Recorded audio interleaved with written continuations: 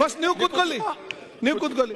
ಅಧ್ಯಕ್ಷರೇ, ಸನ್ಮಾನ್ಯ ಅಧ್ಯಕ್ಷರೇ, ನಿಮ್ಮ ಮಿತ್ರರು ಏನೋ ಹೇಳ್ತಾರೆ. ಒಂದು ಸೆಕೆಂಡ್ ಅಧ್ಯಕ್ಷರೇ, ಯಾವಾಗಲೂ ಒಮ್ಮೆ ಎದ್ದು ಮಾತಾಡ್ತಾರೆ ನೋಡಿ ಅಧ್ಯಕ್ಷರೇ. ಯಾವುದೇ ಅವರು ಸದನದ ಹಿರಿಯ ಸದಸ್ಯರು. ಸೆಕೆಂಡ್ ಅವರಿಂದ ಇದನ್ನ ಅಪೇಕ್ಷೆ ಮಾಡಿರಲಿಲ್ಲ. ಯಾವ ನಿಗಮ ಮಂಡಳಿ ಸಚಿವನ ಬಗ್ಗೆ ವರ್ಗಾವಣೆ ಹಂಗಾಗಿದೆ, ನೋಟಿಸ್ ಕೊಡದೇನೆ ಅವನ ಹೆಸರಲ್ಲಿ ಮೆನ್ಷನ್ ಮಾಡಿ ನೀವೇನಪ್ಪ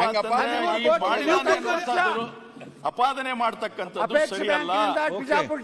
ನಮ್ಮ ನಿಯಮಗಳಲ್ಲಿ ಉಲ್ಲೇಖ ಆಗಿದೆ. ದಯವಿಟ್ಟು ಅದನ್ನ ಹಿಂತೆಗೆದುಕೊಳ್ಬೇಕು. ಆಮೇಲೆ ನೀವು ಮಾಡ್ಬೇಕಾದ್ರೆ ಟೆಂಡರ್ ಕರಿಬೇಕು.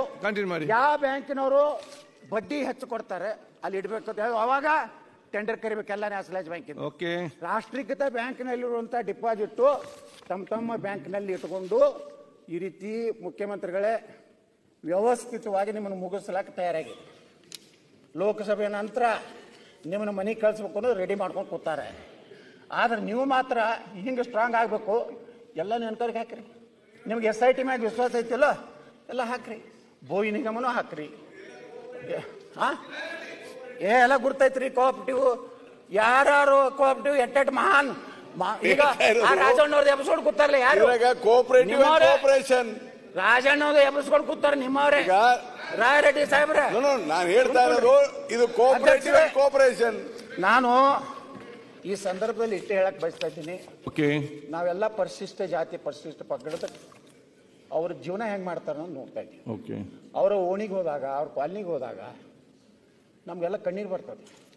ನಾನು ಹೋದ ಅವಧಿಯಲ್ಲಿ ಇವತ್ತು ಸರ್ಕಾರ ಏನೋ CM ಅವ್ರು ಏನೋ 1 ಲಕ್ಷ ಅಷ್ಟಕ್ಕೆ ಇದು ಮನೆಗಳು ಇದು ಮಾಡ್ಬೇಕು ಅಂತ ಇನ್ನೂ ನಿರ್ಣಯ ತಗೊಂಡಾರ ನಾ ಕೇಳಿದೆ. ಭಾಳ ಒಳ್ಳೆ ನಿರ್ಣಯ.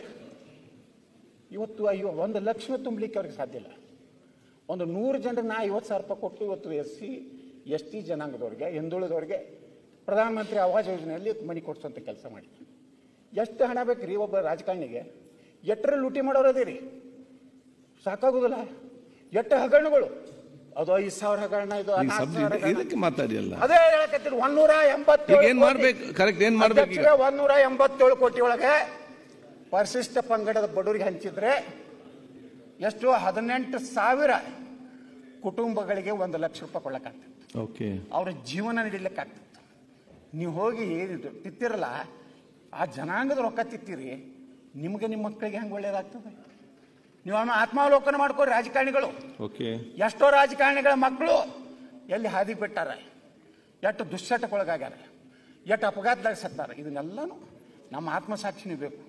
ಬಡವ್ರ ರೊಕ್ಕ ತಿಂದರೆ, ದೀನ ದಲಿತರ ರೊಕ್ಕ ತಿಂದರೆ, ದೇವರು ಬಾಬಾ ಸಾಹೇಬ್ ಅಂಬೇಡ್ಕರ್ ಅವರು SC ST ಜನಾಂಗದ ಅಭಿವೃದ್ಧಿ ಆಗಲಿ, ನಮ್ಮ ಜನಾಂಗದವರು ರಾಜಕೀಯ ಪ್ರಾತಿನಿಧ್ಯ ಸಿಗಲಿ, ಸಾಮಾಜಿಕ ವ್ಯವಸ್ಥೆಯಲ್ಲಿ ಬರಲಿ, ಅಂತರ್ಜಾತಿ ವಿವಾದ ಮೂಲಕ ಸಂಪೂರ್ಣ ಭಾರತದಲ್ಲಿ ಜಾತಿ ವ್ಯವಸ್ಥೆ ಹೋಗಲಿ ಅಂತೇಳಿ ಇಡೀ ಜೀವನ ಬಾಬಾ ಸಾಹೇಬ್ ಅಂಬೇಡ್ಕರ್ ಈ ಒಂದು ವ್ಯವಸ್ಥೆ ಕೊಟ್ಟಂತ.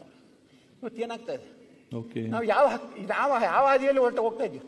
ನಾವೆಲ್ಲ ಇಲ್ಲೇನು 224 ಶಾಸಕರಿದೀವಲ್ಲ, ನಾವೆಲ್ಲ ಒಂದು ಅನುಕೂಲ ಆಗಿದೆ.